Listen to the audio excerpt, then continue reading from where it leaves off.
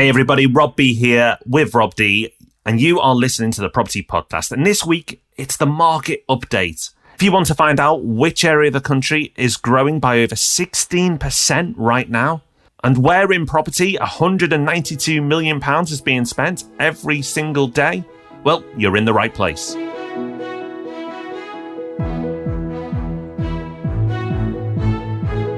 Welcome to the Property Podcast, where every Thursday morning property investors come to be informed and inspired. This week is our special episode of the month where we bring you up to date with everything that's been going on in the market update. But that is not all. Make sure you stick around because in Hub Extra, we've got a resource to help you out if you've completed Netflix, and we've got one of our most impressive listener success stories of all time.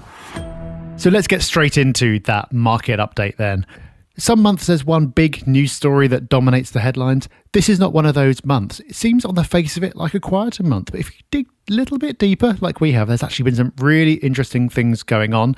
There are stories worth focusing on in the world of mortgages and tenancies and lettings. But let's start, Rob, as we like to do, with the big picture. And the big picture is telling a story of a very strong property market. It is, or the strongest, Rob, the strongest sellers market for a decade. That's according to Rightmove. That's our first news story today.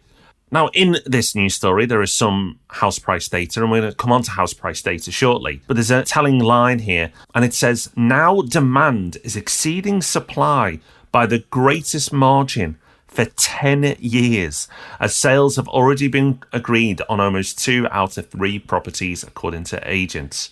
And locally, to me, I'm absolutely seeing that in areas that we're looking at for investment, for Property Hub Invest, absolutely seeing strong demand in certain markets. So the strongest in 10 years?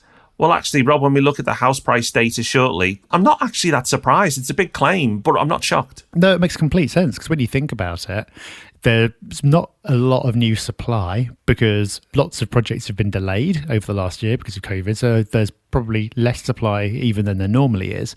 And at the same time, you've got all these extra people coming onto the market. You've got people who've been able to save up more over the last year than they normally are as a result of working from home or things like that.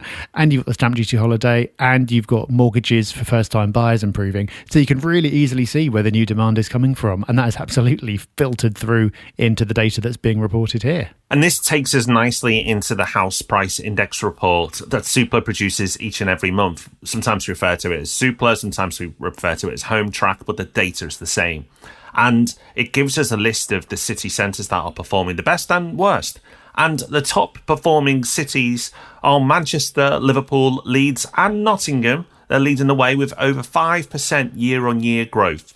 Now, I remember 2 smart little sausages at the beginning of the year saying that those areas would do well. So, Rob, should we end the year now so we're all right for the predictions episode? I mean, I know we're not that far into it, but it looks good at the moment. It does, but you know what? I'm confident that will continue, so I'm all right to let 2021 keep on rolling for a little bit longer.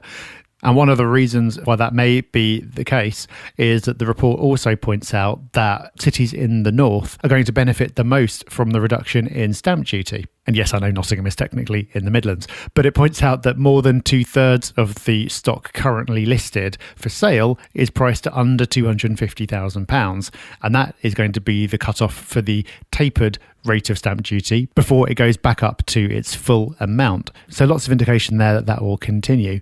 And also another stat in there backing up what the previous story from the Rightmove data was saying. There was a 24% spike in buyer demand in the days following the budget. So the announcements in there, including the stamp duty, including the mortgage guarantees, clearly doing their bit to get the market going. And if you look at the land registry data, and that's our next news story, well, the market is really going. And no one's really reporting on this. And this is a bit of a niche news story because it focuses on Liverpool more than anywhere else. And understandably so when I tell you the numbers in a moment. Now, Rob, you said at the beginning, there's no big headlines around property this month. And this hasn't created all the noise in a big headline, but it possibly should have done. Because in Estate Agent today, there's an article where an estate agent has looked at the land registry data. Now, this is not reported anywhere else, so we're going to dig into this for you and come back to you in the next few weeks with an update on the land registry data and give you a top table and a bottom, just as importantly. But this estate agent has established that Liverpool property prices have gone up 16.7% since March 2020. And we've double checked that because we just couldn't believe it. But it appears to be correct. And not only that, but places like Oldham, Burnley, Blackburn, Manchester have all seen double-digit growth. Manchester coming in at 13%. So, Rob, these numbers appear to be true, but they're also astonishing. Like, these are massive, massive numbers. This isn't, a property surge. This is a proper full-on boom if this data, as it appears, is correct. It really is pretty crazy, and even crazier when you consider what's been going on for the last year and what everyone thought would happen over the last year. We dunked on people's predictions several weeks back, talking about how poor that they'd historically been and how wrong everyone had been, including us, about what property prices would do over the last year. And when you break it down and look at the more local picture, it's even more striking. If you gave this data to people without saying when it was from and asked them to say, what kind of things do you reckon were going on in the country at this time? I don't think anyone would say, well, everyone was locked up at home and there was a pandemic going on. You just never would have thought it. It really is amazing stuff. So yeah, more on that in the next few weeks. And moving away now from house prices, but staying with the big picture concepts. On the Mortgage Strategy website, there's a news article and the headline reads, households repay a record 17.6 billion mortgage debt.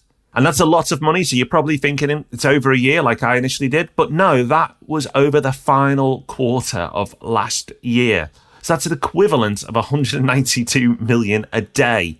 And the reason why it's a record is because people are overpaying on their mortgages. But, Rob, again, while that's a big headline and it grabs the attention, it's not entirely surprising because there are a lot of people right now who are still in jobs but aren't spending as much as they once would do because they can't go out.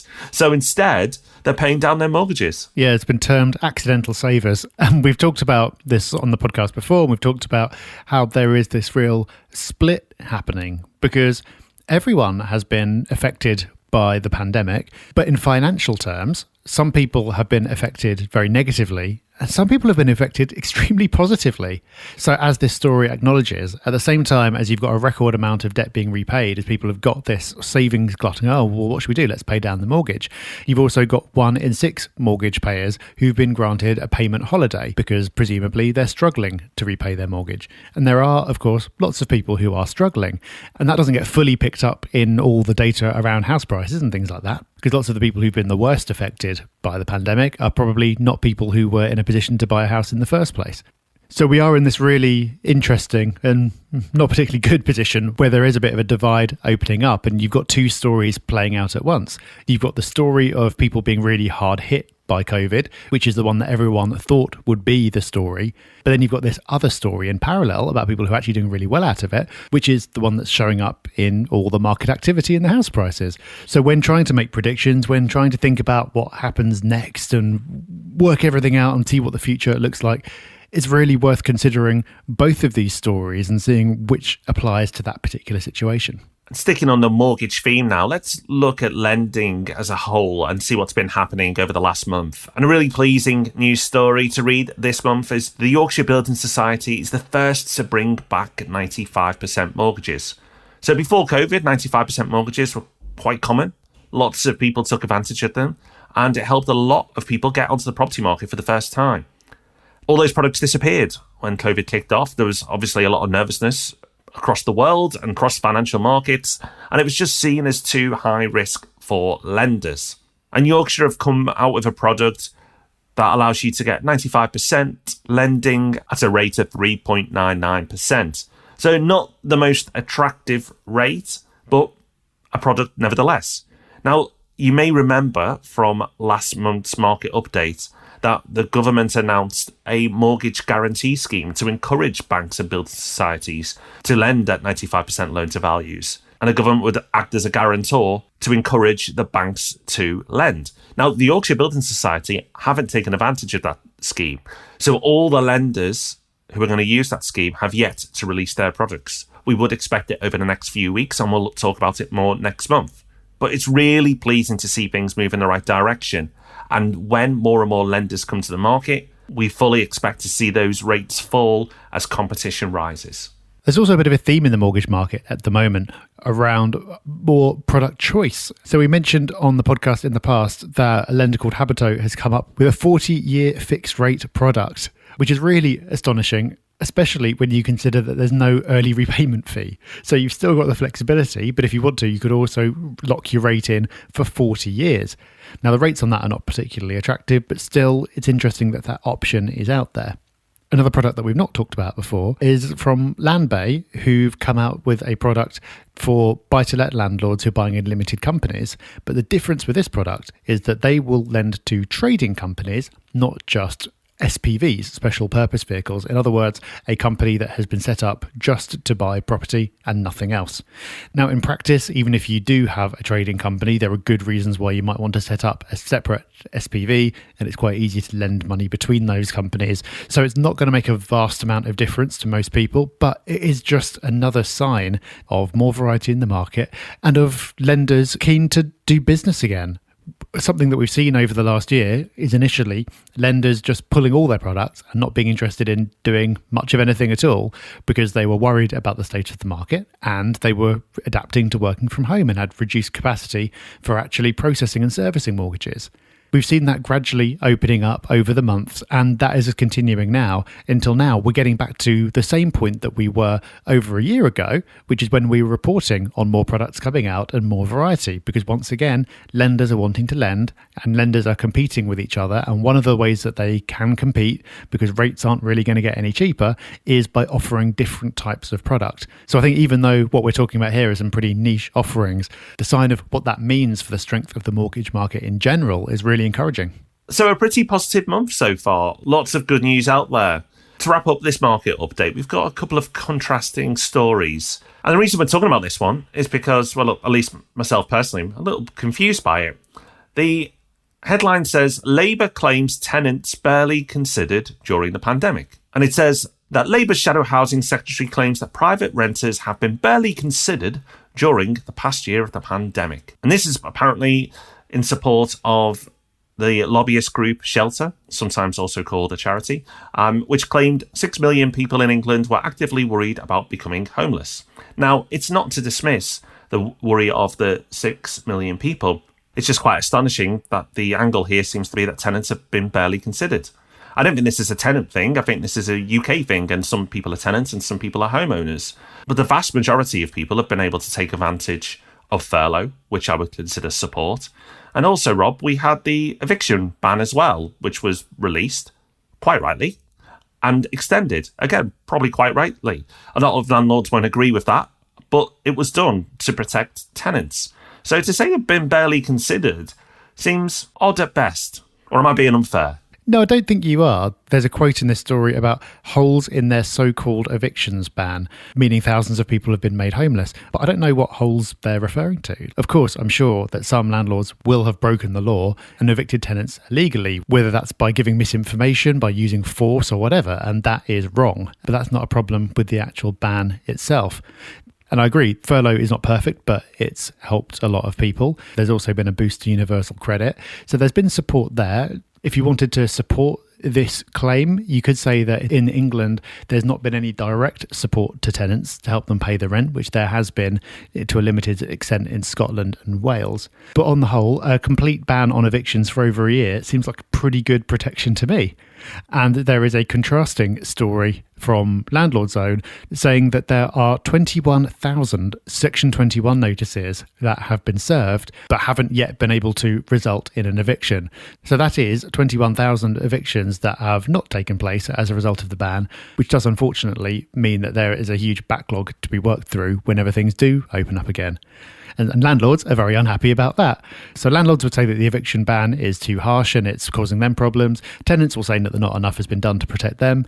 Maybe if people on both sides are about equally annoyed, maybe that means that things are about right. And I think it's about right that we talk about Hub Extra. But before we do, let's give you a success story. Because yes, the property market's been busy, but so have you. And we like to highlight your success stories and the things that you're achieving during what has been a crazy year. So, Rob, who have we got this week? We've got an absolute corker this week. This came in the form of a YouTube comment from Whizbit, who says, I've read all of Rob D's books, that's why it's so good, and listened to the podcast every week, and it's fantastic for new information as well as motivation. With your encouragement, I bought my first buy-to-let 2.5 years ago, and I've just had an offer accepted on, my 20th property this week, and have announced my retirement at the age of 42.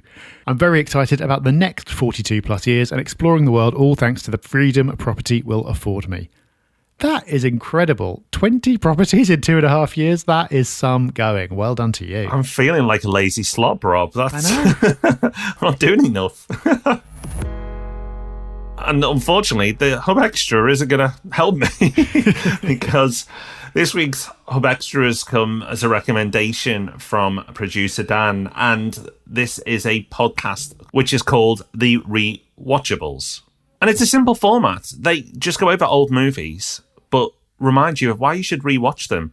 There's so many classics out there, so many brilliant films that we may have missed the first time over or watched once and then forgotten to go back to.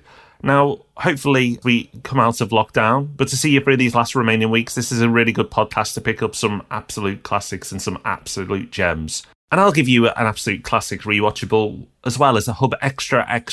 And it's a film that, for some reason, didn't absolutely fly when it came out, but it's picked up a bit of a following, and the ratings are really good. I really enjoyed it. It's called Memento. Back from the year 2000, which is making me feel very old right now.